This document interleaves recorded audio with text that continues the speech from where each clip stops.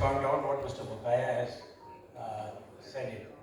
We have had 3-4 programs before also in Uttar Pradesh, and we have already started that in Uttar Pradesh. And from today, what we will collect all the FPOs, whoever have gathered there are 52 FPOs here, there, and there are so many FPOs who want to join this mission. FHRI is going to publish a entire booklet and entire details of we have come from all over 20 states. So their products will also be available there. Their numbers are also be available there. Their email IDs will also be available there. Now, two great chefs are sitting here, Mr. Rakesh Shetty from Red Cell and is the president, the second one from Lee Meridian is the president of Indian Culinary Association. It is for them to decide to get the fresh things and to help these farmers. So we have to gear up. The entire literature will be available to all the hotels in India. Now it is your choice. Whoever is nearby you, the logistics will also be there. Somebody in the morning also said that they are able to give the logistics also. So this is the start and the beginning. And yes, definitely, last time also when there was a program, there was a question that how will this material be supplied, because yes, we are working under very strict FSSI rules.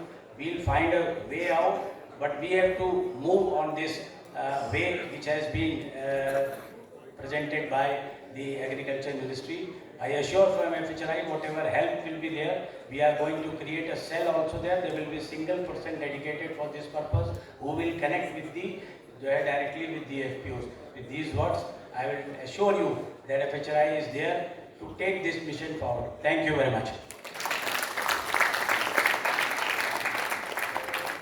कहते हैं ना, आवश्यकता ही आविष्कार की जननी है।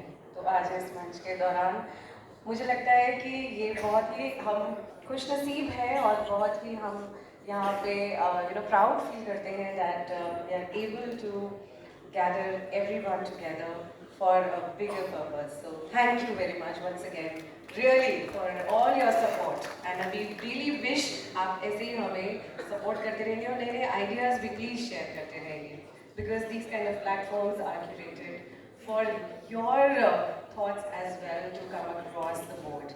Well, on this note, now I would like to invite our guest of honor, Mr. Suman Villa, IAS, Additional Secretary and Director General, Ministry of Tourism, Government of India, for his valuable address.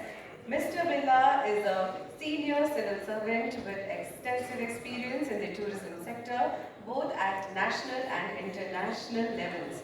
He has played a pivotal role in shaping India's tourism strategies. His leadership has been instrumental in driving policy reforms, fostering sustainable tourism practices, and strengthening India's global tourism outreach. Please put your hands together and welcome Mr.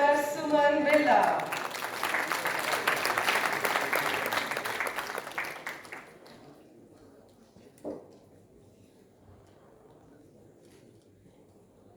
Good morning, everybody. Mr. Surendra Jaiswal, President of FHRI, my senior colleague, respected Secretary of the Department of Agriculture and Farmers Welfare, Mr. Devesh Chaturvedi, my even more senior colleague, respected Mr. M.P. Bezbarua, Ms. Ankita Jaiswal, Mr. Rahul Makarias, Mr. Vishwapreet Singh Chima, Mr. Ajay Bakaya, Mr. Garish Oberoi, ladies and gentlemen. I think this is a topic that is very close to my heart, and I wish that we had discussed this far more earlier than the time that we are in. Essentially, the reason why I think that this is so is because this is an absolute win-win, both for the hospitality sector as well as for the farmers.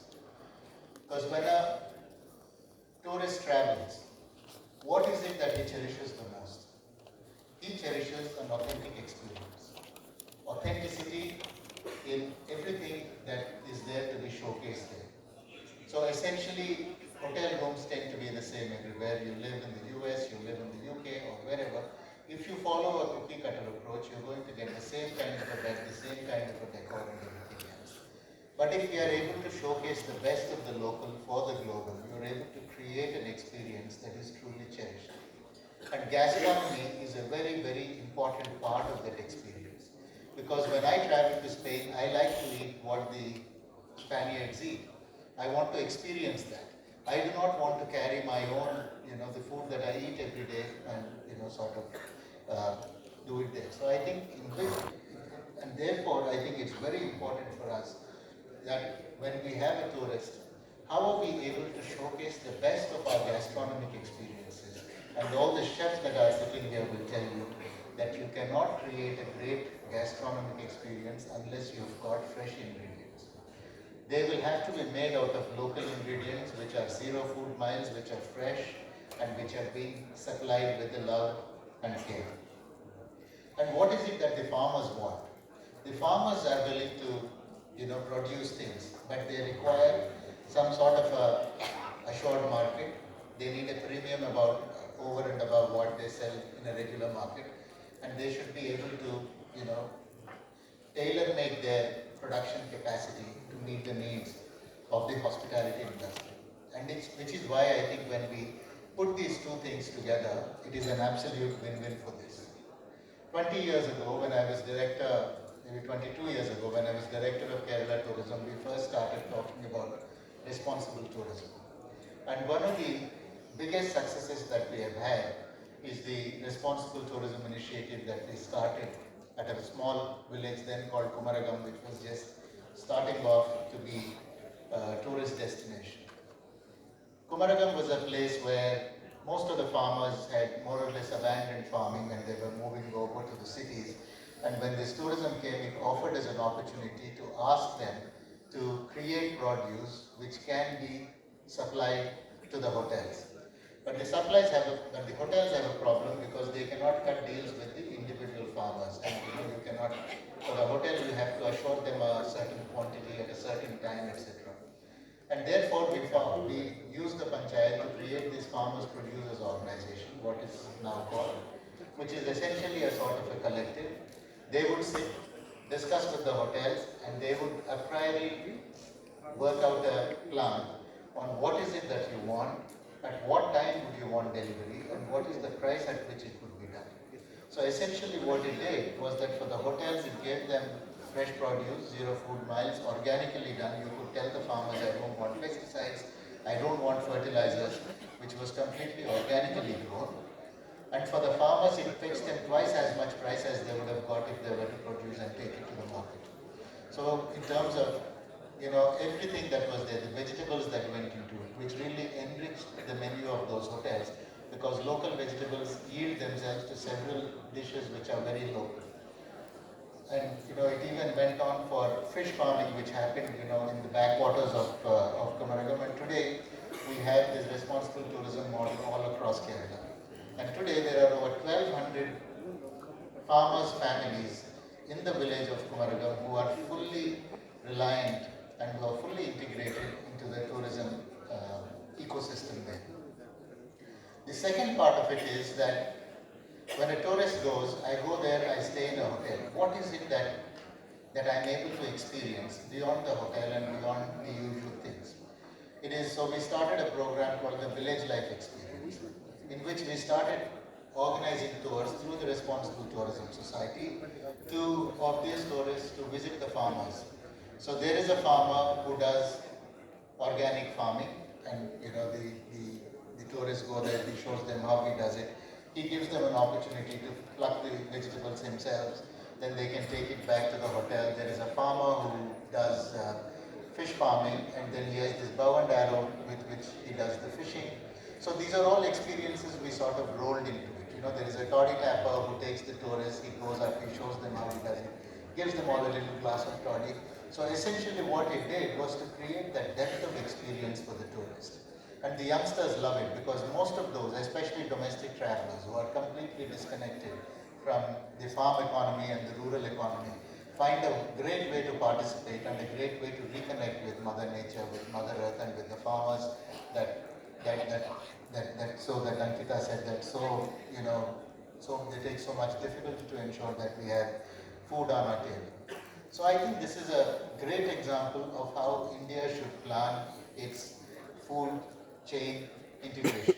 Because I recall at that time I had also had the opportunity around the same time of going to Maldives, and I had gone to one of those hotels to see what learnings can be there for India. And the general manager of the hotel showed me the kind of things that he would serve, and then he said that most of my eggs come from Germany, my cheese comes from here, and there is a container load of of food produce that used to come to Maldives to Malé airport from Germany every other day to cater to these foods. And then he told me that if you have a breakfast at my hotel, and if you have a breakfast, say, in Germany, 60% of what you eat is exactly the same as what you would eat in Germany. So, which is when it sort of triggered the thought in me that this is exactly what we should not do, and we need to take the opposite, way to build value into the ecosystem. So I think if we look at where we are today, and if we have to, what is the number one challenge to the country? Today our biggest challenge is that we need to create jobs because artificial intelligence is upon us, attendant technologies like the fourth industrial revolution are upon us. Manufacturing is getting more and more capital intensive and less labor intensive. So tourism will have to do the heavy lifting in terms of job creation. And I think the thing that we need to do, we need to change as a nation, is that we need to stop thinking of tourism in terms of creating straight line jobs. We need to leverage tourism for creating livelihoods. As I said in Kumaragam, if you have 1,200 farmers who are reliant upon the tourism economy and who are making that destination truly great, I think that is the kind of an integration that we need to do. It's not just about the some jobs that we are able to create inside the hotels, inside the ecosystem, but it's about moving into livelihoods. And I think this is where we have a great fit. This is a win-win. There is nothing that the hospitality sector will lose. There is nothing that the farmers will lose. If we come together, we will be able to enhance the value for the hospitality sector, and we will be able to enhance the value realization for our farmers. And which is why I think this is something that we should do. And the Honorable Prime Minister speaks about Mission Life, and we also have our own framework called Travel for Life. And I think within both of these frameworks, if we have to create sustainability, if we have to create responsibility, if we have to create traceability, and if we have to create consistency, I think the sooner we move towards this, the better it is. But let me also caution by saying what is the biggest challenge in doing this? Is that you need, it will not happen because there are policy makers who sit in the government of India and will that this should happen. We can create frameworks, associations like FHRAI can come and put us together. But what is really needed is grassroots work. Somebody has to do evangelizing work at the grassroots level. And which is why I think the industry should take it upon themselves. And also I think farmer representatives, and I'm sure that Mr. Jevish Chaturvedi will be able to advise us better. We need people who will champion this cause, and we need people who will turn this idea into reality. And I'm sure if we do that, we will add much more value, not just to the India's GDP, but to the quality of life that India has and to the quality of the experience that India can offer to the world. I thank you all. Jai Hind.